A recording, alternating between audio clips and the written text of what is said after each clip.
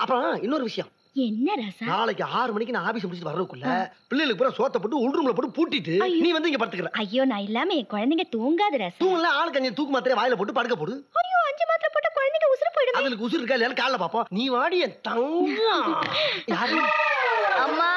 அடி இன்னைக்கு வந்து தொலைஞ்சிட்டானே. நெருங்க விட மாட்டேங்கிறாங்கய்யா. அம்மா இங்க என்னம்மா பண்ணிட்டு இருக்க? இல்ல கண்ணா அங்க காத்தே இல்லையா அதான் இங்க வந்தேன். காத்தா?